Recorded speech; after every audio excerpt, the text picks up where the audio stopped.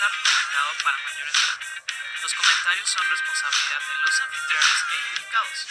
El uso del lenguaje, así como algunas opiniones, pueden ser ofensivos. Se recomienda criterio y discreción. Salud amigos y bienvenidos otra vez a su podcast Academia Neta.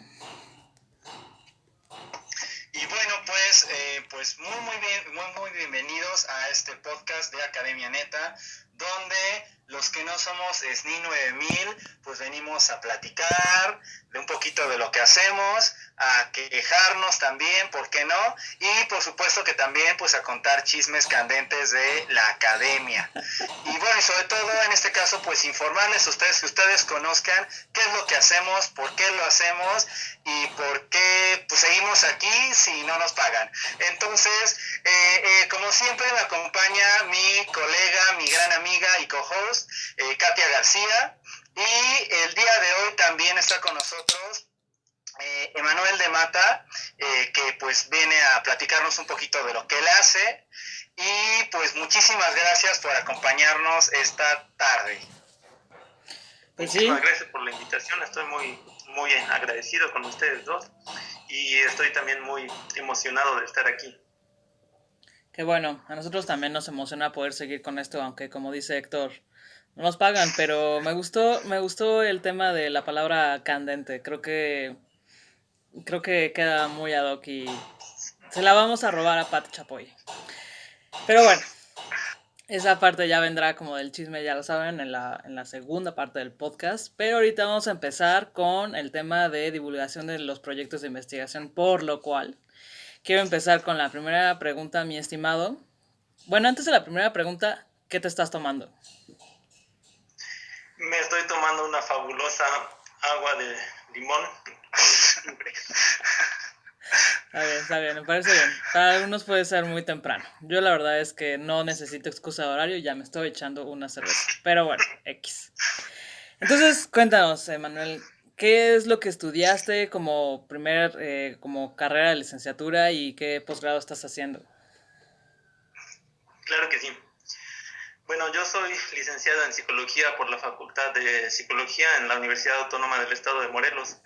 Cuando estaba estudiando desde el bachillerato,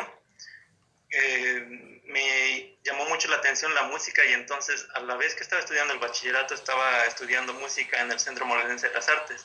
Sin embargo, cuando inicié la licenciatura lo dejé por dedicarme específicamente a la licenciatura y desde la mitad de la licenciatura la hice también en investigación educativa, que fue un tema que me apasionó, me gustó muchísimo. Pero una vez terminada la licenciatura regresé a estudiar al Centro Morelense de las Artes y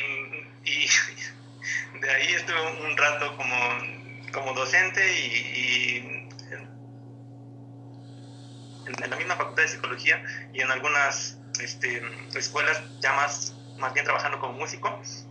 Y después de eso hice una maestría en investigación educativa en la Universidad de Guanajuato. Mi maestría en investigación educativa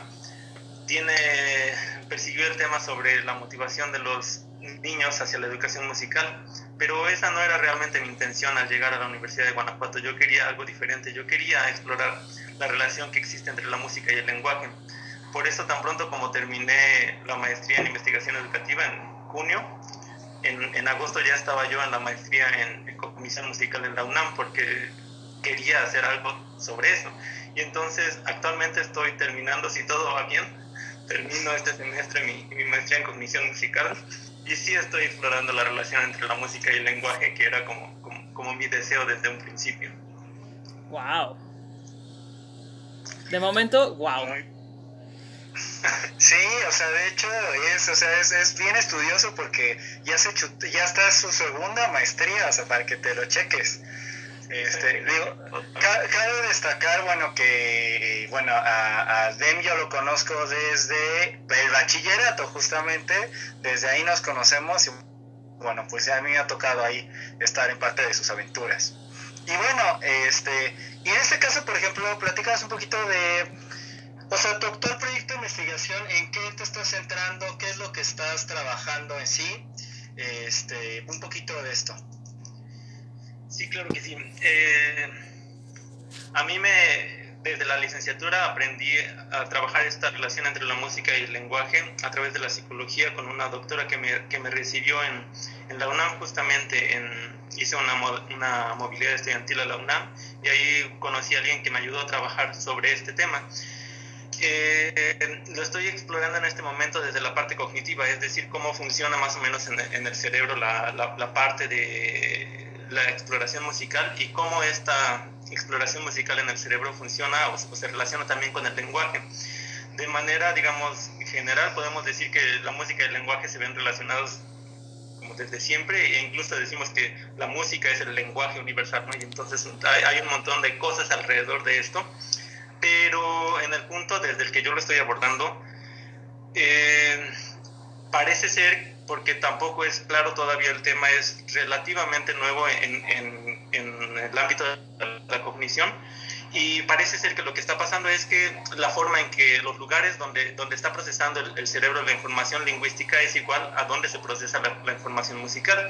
Y entonces mi intención es que si desarrollamos un programa musical que esté enfocado a estas áreas en las que se desarrolla también la lingüística, podemos ayudar a los niños principalmente, porque mi intención es con niños en educación preescolar, a que la lectoescritura se desarrolle de una manera más fácil. ¿Por qué? Porque se está trabajando en el cerebro estas asociaciones, estas regiones, a través de la música, pero también tienen una repercusión lingüística. Y en ese sentido, ahondando un poquito en esta pregunta, entonces, por ejemplo, pues existe una relación muchísimo más estrecha aún entre las historias que antes se cantaban y o sea, porque era el lenguaje de lo que se decía y la música. O sea, se iban de la mano, iban juntas y por eso trabajan también.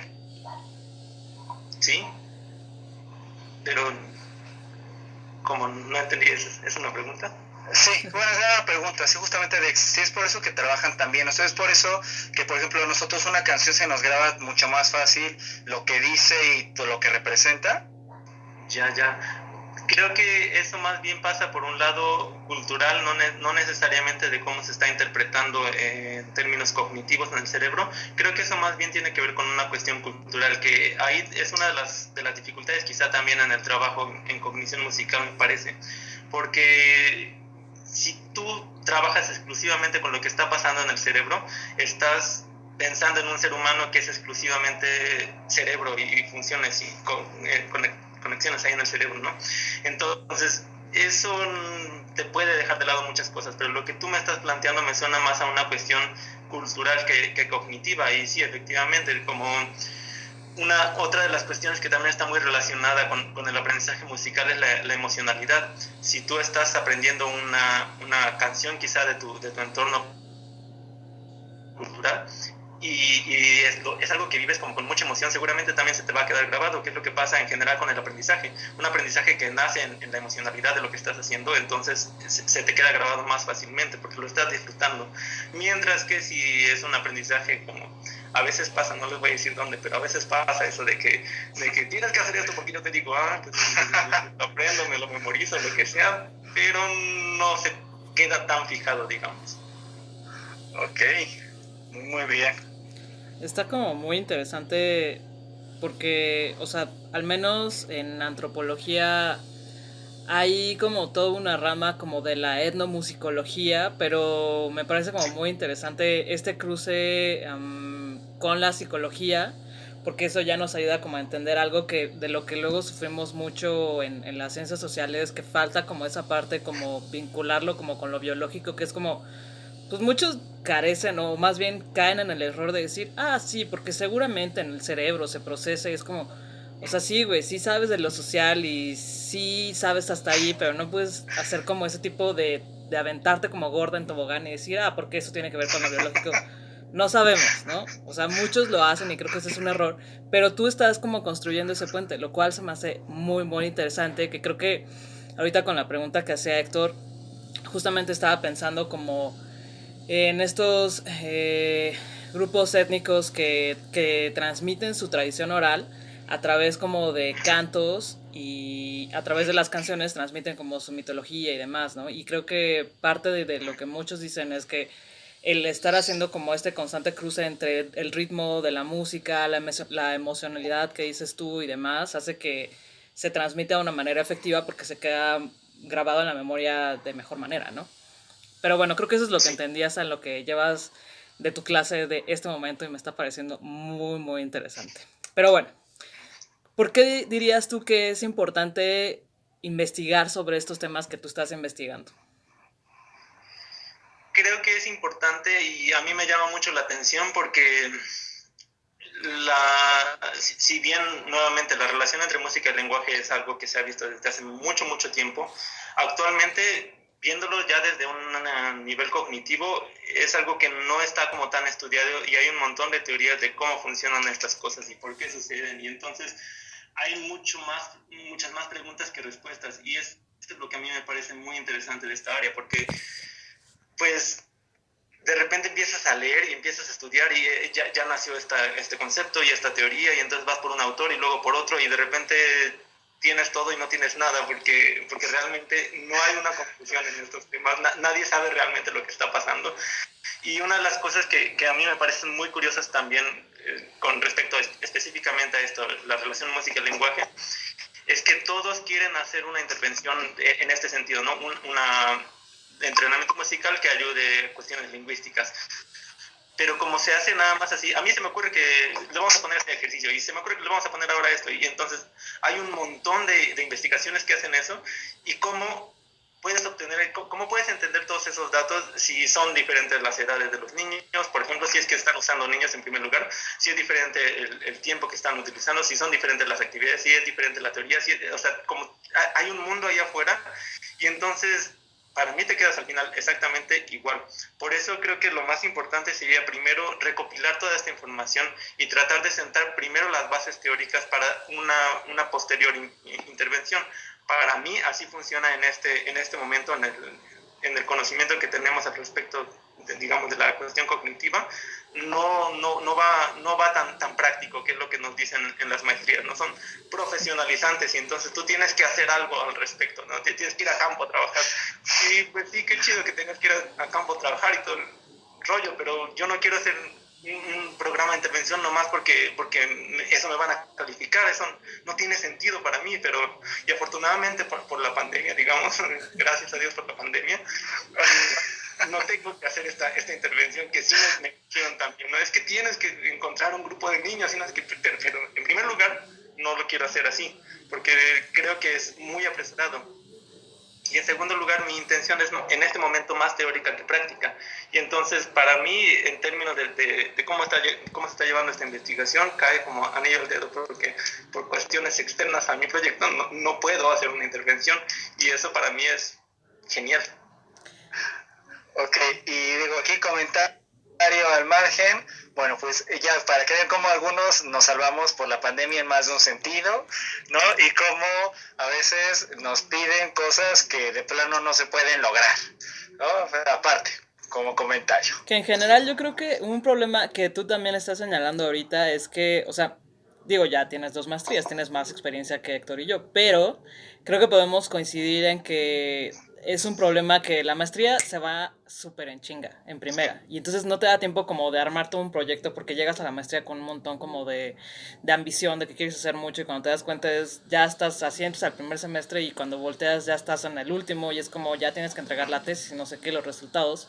Y creo que un proyecto de investigación como el tuyo primero requiere como de una investigación documental muy cañona y además más que la investigación documental, de un diseño metodológico, teórico metodológico muy riguroso para que después digas, ok, esa es mi propuesta como de diseño metodológico y ya después vamos a ver si sí se puede hacer y siguiendo como o sea, lo que estabas diciendo, hay muchísimas variables que intervienen en, bueno, son niños, son de tal cultura, están en tal entorno, etcétera, etcétera, que no te da tiempo de desarrollarlo en una maestría, o sea, eso creo que era importante recalcarlo. Pero bueno, ya, perdón, Héctor. Sí, efectivamente. De repente creo que estas cuestiones académicas nos ponen más trabas cuando estás buscando un conocimiento como de verdad, que cuando estás buscando un papelito, pues la verdad acá entre nos y no le digan a nadie, pero mi investigación en la Universidad de Guanajuato fue más por eso, por el papelito, porque era como de ya tienes que hacer algo y tienes que ir a campo y fue de, pues voy a entregar lo que me piden, pero no me siento cómodo, no me siento a gusto y no me gustó mi investigación en ese sentido. En primer lugar no era el tema y en segundo lugar no eran las condiciones que yo estaba planteando tampoco, entonces pues cuestiones académicas, ya tengo mi papelito, ya soy maestro, mucho gusto maestros y lo que sea, pero pues no era mi intención, no iba por ahí para mí, pero así es. Sí, yo creo que es un gran problema ese también, ¿no? El que no se facilitan ciertas condiciones para el trabajo y se pierde esa parte de buscar el conocimiento. Digo, aquí un comentario, por ejemplo, a mí mi tutor, ¿no? El doctor Fernando Vizcaíno, él decía, por ejemplo, dice, es que pasa mucho y sobre todo dicen con países como el nuestro, que te dicen es que tú no tienes derecho a crear conocimiento nuevo, ¿no? O sea, tú puedes comentar lo que se genera en otros lados, ¿no? Y él me dijo, dice, ¿sabes qué? Tú rompe eso, o sea, tú ve y búscalo, o sea, tú propon y pues hazte bolas y agárrate y peleate, pero pues defiende tu terreno, porque, pues dice, porque la academia, o sea, esta de generaciones atrás de la academia, siempre ha sido de vamos a comentar lo que ya se dijo, ¿no? Y pues tampoco está tan padre. Sí, justo eso me pasó también. En la Universidad de Guanajuato fue como, de alguna manera me dijeron, ¿cómo te atreves a pensar que vas a proponer algo, ¿no? Estás haciendo una maestría, ¿cómo te atreves a considerar que puedes hacer algo teórico, ¿no? Tienes que hacer algo práctico porque tú no estás para hacer teoría, o tú no estás para investigar esas cosas, ¿no? Y es así de, bueno, pues lo voy a hacer de todos modos, ¿no? Acabo mi maestría y me voy. Y por ejemplo, y es diferente, o sea, por ejemplo, lo que tú sabes, es diferente la situación de estos temas de investigación aquí en México que en otros países. ¿Tienes alguna idea de cómo es en otros países? Yo diría que es diferente, primero por lo que conocemos al respecto de CONACYT y cómo funcionan estas cosas y demás, ¿no? O sea, ahí hay una gran diferencia en manejos de recursos y cosas de esas que no vamos a platicar ahora. Entonces, ahí hay una gran diferencia. Una segunda gran diferencia me parece es que sobre esta área en específico, yo no he encontrado un solo artículo en español que hable sobre cómo se da esta relación entre música y lenguaje a un nivel cognitivo. Hay información, sí, por supuesto que sí, en español, y sí se ha publicado, y sí lo hay, pero la mayor parte de la información la encuentras principalmente en inglés. Y una de las cosas que yo veo en México, si bien estamos muy cerca de Estados Unidos, como que en general el inglés no se me da, es que no quiero, es que no me interesa y lo que sea, y entonces eso es una limitante, por lo menos para este campo específico, sí es una gran limitante, porque no puedes saber lo que está pasando porque no puedes leer los artículos que están ahí, entonces eso creo que es una de las grandes limitantes para este campo específico. Y la otra, también relacionada con el lenguaje mismo, es que pues a mí me pudieron haber enseñado las cuestiones cerebrales y los procesos y demás en español, pero al momento de leerlos en inglés ya no es lo mismo, y además el mismo término en inglés puede significar otra cosa, y lo mismo pasa en el lenguaje musical. Un beat, por ejemplo, incluso lo decimos en español, el beat, hablando de música, pero ese beat puede tener diferentes significados en inglés, entonces ahí hay una cuestión como que te haces bola de, a ver, espérate, ¿está hablando de este beat o de este beat, o el ritmo, se refiere al ritmo musical o se refiere al ritmo de la vida, o sea, o el ritmo circadiano, que de repente pasa también con cuestiones cognitivas, que el ritmo en que se están dando los procesos y demás, y es como de, a ver, espérate, no entiendo de qué estás hablando. Creo que esos son quizás los problemas como más difíciles en los que nos podríamos encontrar aquí en México. Traductore, traditore dicen por ahí en la academia, ¿no? Pero está cañón. Bueno, ya mejor dinos tú cuáles, o sea, aparte de las dificultades de lo que estás diciendo como del idioma, ¿cuáles otras dirías tú que serían como dificultades para desarrollar un proyecto como el que estás desarrollando ahorita? Yo diría que la dificultad más en términos teóricos es esa de cuál es el enfoque que vas a tomar, y también un poco más en términos, me parece que se relaciona más con las cuestiones sociales, de habiendo tanta información teórica diferente, cuál es la que vas a tomar, y entonces como me voy a centrar específicamente en una parte, entonces estoy dejando de lado mucha más información que también podría ser como importante, pero realmente es tan importante una de las cuestionamientos que normalmente me hacen, ¿y qué pasa? Me dicen, ¿qué es lo que pasa con las lenguas tonales? O sea, ahí, ¿cómo podemos entender esa relación? Pero ese es un campo completamente diferente a lo que yo estoy tratando de hacer, porque además yo estoy enfocándolo en cuestiones rítmicas. Y bueno, también tiene, por ejemplo, las cuestiones rítmicas también existen en las lenguas en general. Entonces, creo que ahí la cuestión teórica sería más desde cuál es el enfoque que tú vas a tomar y por qué, ¿no? Porque pues habiendo tantas teorías y tantas formas de entender esta relación, pues más bien tendrías tú que decidir qué es lo que quieres hacer y por qué. ¿Por qué estás tomando una teoría y por qué estás dejando de lado otras? Creo que eso quizás es lo más difícil de justificar, porque desde fuera lo que he escuchado es como de, sí, pero es importante que tengas en cuenta las lenguas tonales. Sí, pero no es mi interés, no va por ahí, ¿no? Como creo que eso es lo más interesante en ese punto. Ok, y por ejemplo, ¿y qué sería lo más importante que la gente debería comprender de tu tema? ¿Por qué la gente debería estar interesada en el lenguaje musical? Y digo, y esto porque aparte en el contexto en el que estamos, la música siempre es como, por ejemplo, en las primarias es como la materia de relleno, ¿no? Ah, sí, la clase de música. Ah, sí. Ay, bueno, sí, se ve bien bonito, ya le tomo la foto, ¿no? O sea, en los festivales. Básicamente para eso funciona. Aquí en México así se piensa. Entonces, ¿qué es lo importante de que la gente debería saber de tu tema? ¿Por qué debería saber de tu tema?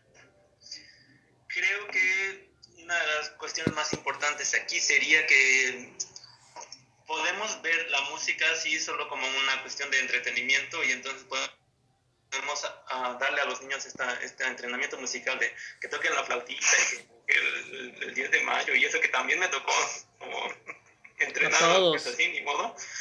Pero podemos quedarnos en esa visión, pero también podríamos ir a pensar como más allá, que el hecho de que estés tocando, aunque sea el pandero o el triángulo que tú dices, eso cualquiera, hasta yo lo toco, ¿no? Pero hasta hacer eso implica todo una revolución en tu cerebro, porque vamos a decir que vas a tocar el pandero.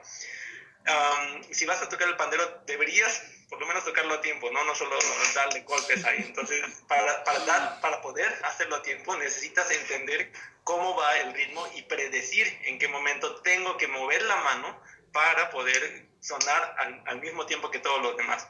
Entonces, todo eso ya me está hablando de predicción y funciones ejecutivas en el lóbulo frontal y demás. Y creo que ahí se mueven muchas más cosas, porque todo esto de la planeación y demás también se ha visto relacionado con pensamiento lógico matemático, no solo como a nivel lingüístico. Y entonces la música puede ayudar a desarrollar cognitivamente, sobre todo a los niños por la plasticidad cerebral, pero a todas las personas, la música te puede ayudar a desarrollarte también cognitivamente. Entonces creo que lo importante que deberíamos saber todos es que la música es más que el mero entretenimiento, y aun si solo eres una escucha, si dices, no, es que a mí no me interesa cantar, a mí no me interesa tocar el pandero, solo quiero escucharlo, también para poder entender lo que estás escuchando vale la pena que entiendas, ¿no? Cómo se va desarrollando la melodía o qué está pasando a nivel armónico. Es decir, la música es mucho más que un solo entretenimiento. Creo que eso sería lo más importante que destacaría. Y entonces dirías que la relevancia social de tu tema de investigación, ¿cuál es? La relevancia social yo creo que está en una música que no es, digamos, en este terreno teórico de dos corcheas es igual a una negra o cosas así, como que a veces además también te enseñan en la escuela y te enseña que tienes que adorar a Bach y a Vivaldi y a Mozart, y eso, o sea, no va todavía más allá. Para mí la relevancia social es eso, es que nos demos cuenta de que la música es más de lo que parece, es más que un solo entretenimiento, que la música llevada como a cabo desde esta forma más profunda es una revolución cognitiva en tu cerebro. Y ¿por qué no hacerle caso a tu cerebro de vez en cuando, ¿no? Como quererlo, tratarlo bien y cosas así, eso vale la pena. Ay, querer a tu cerebro, quererte tú mismo. Para nosotros es bien difícil, ¿no? Claro. Entonces, así como de, no me quiero, voy a estudiar un doctorado. Otra maestría, ¿por qué no? Sí, sí. Otra maestría, justo. Salud por eso. por eso. Salud Salud por por eso. eso. Y bueno, y vaya, ahorita tú nos platicaste que es un terreno pues muy poco explorado. Si alguien quisiera dedicarse a trabajar estos temas, ¿tú qué dirías que se requiere para trabajar estos temas? Yo diría que paciencia, mucha paciencia. Paciencia porque, en primer lugar, ¿dónde vas a estudiar estas cuestiones? Yo había apuntado por una maestría en investigación educativa porque yo planeaba que todo fuera teórico y enfocarme a esto, pero no había, digamos, el respaldo también académico que me pudiera, o sea, no hubiera quien me guiara para hacer estas cosas, ¿no? Y entonces dije, bueno, entonces lo voy a cambiar hacia más bien una cuestión en la Facultad de Música de la UNAM, que ahí sí hay una rama de cognición musical, y eso fue como mucho más fácil, fue mucho más llevadero, y ahí estuvo como mucho mejor el asunto. Entonces, creo que primero que nada hay que tener mucha paciencia para saber como por dónde irse y tener una idea más como pensando en eso. Y ya para ir finalizando, creo que esta pregunta va a estar muy difícil, pero... Y la voy a tratar como dividir en dos partes. Número uno, ¿qué es lo que la gente debería de saber de tu tema de investigación o de tu proyecto de investigación? ¿Y cómo le harías tú para divulgar el conocimiento de tu tema de investigación? Bueno, creo que lo que se debe saber es que el cerebro trabaja, digamos, en conjunto, a pesar de que se ha dicho mucho como que son las áreas del cerebro y que los lóbulos trabajan una cuestión específica y que si el hemisferio izquierdo trabaja algo y el derecho trabaja otra cosa diferente. Últimamente más bien se piensa que el cerebro trabaja en conjunto y entonces todo lo que haces está relacionando a todo el cerebro en diferentes quizá cantidades, pero estás utilizando como todo tu cerebro. Partiendo de esa idea, creo que es a lo que nos vamos enfocando ya hacia la música y el lenguaje. Hacer música va a activar tantas regiones en el cerebro que se ha visto relacionado con diferentes cosas, y específicamente en el lenguaje, creo que vale la pena pensar también en eso, que si haces música, puedes crecer también cognitivamente y puedes desarrollar algunas conexiones en tu cerebro. Entonces, creo que lo más importante para iniciarse como un conocimiento general, para quien le interese esto, vamos a pensar el cerebro como un todo que funciona en todo momento y que vale la pena ir haciendo música que ayuda a hacer estas conexiones. Y por otro lado, para hacer la difusión, yo diría que pues una de las formas que es quizá más común es esto de los congresos, los foros y demás, ¿no? Donde justamente se trata de hacer un espacio, digamos, para la difusión científica, y este espacio mismo también es una forma de divulgar lo que se está haciendo, ¿no? Y creo que eso es increíble, porque para el foro y para el congreso tienes que pagar una inscripción para ir a exponer tu trabajo, ¿no? Y si quieres publicar un artículo tienes que pagar para que... Es ridículo, de repente llega a ser absurdo. Entonces, para llegar más a la gente, creo que este tipo de foros que están naciendo en los últimos años, quizá como una idea mucho más abierta al público, creo que es la opción. Sobre todo porque, vamos a ser bien sinceros, ¿a cuántas personas les interesa estudiar cognición musical? O sea, la última generación que entró, si no me equivoco, eran 4 personas. O sea, no es como que voy a ir a un foro a ver quién le interesa mi tema. Esto trasciende la cuestión académica y la UNAM, y trasciende todas estas cuestiones académicas, pues, y puede llegar a una cuestión como más precisa en el mundo real, vamos a decir, Y entonces creo que eso es lo importante, tener este tipo de foros que traten de hablar de cuestiones más científicas, pero de una manera mucho más natural, cheleando por ahí, ¿no? Echándose la copa y discutiendo y ahí también se van trabajando las ideas y ahí también se van exponiendo y ahí también se va como generando un público. Creo que eso es bellísimo. Ni más ni Justo menos. yo creo eso que dices de cheleando y eso, como comentario, por ejemplo, los diálogos de Platón generalmente se dan en medio de una fiesta, de un banquete, o sea, eso algo nos dice Platón, aparte de la filosofía en general, ¿no? Sí, yo creo que la próxima vez, nomás que se acabe la pandemia, quizás deberían organizar un bacanal o algo semejante y ahí, ahí platicamos de eso. Seguro que sí, seguro que sí. Créeme que lo único que nos detiene ahorita es este tema de la pandemia, pero sí, sí. Deberíamos hacer algo que se conoce en la antropología como un potlatch de celebración, ya que se acabe la pandemia, que el potlatch es como una celebración súper cabrona, así, en el que se abandonan, para resumirlo en un lenguaje más claro para todos.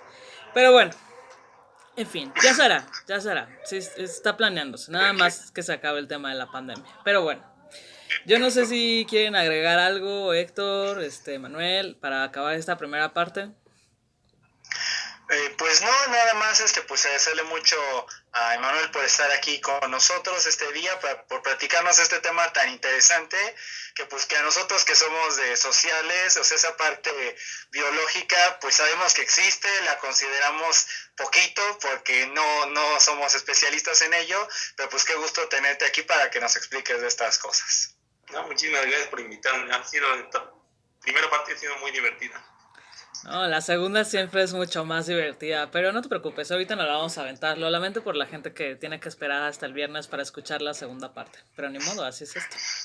Pero bueno, entonces vamos a cerrar esta primera parte. Muchísimas gracias, Emanuel, por haber aceptado la invitación y qué cool tema estás trabajando. Creo que de eso nos hace falta mucha falta en las ciencias sociales. Bien, muchísimas gracias por la invitación.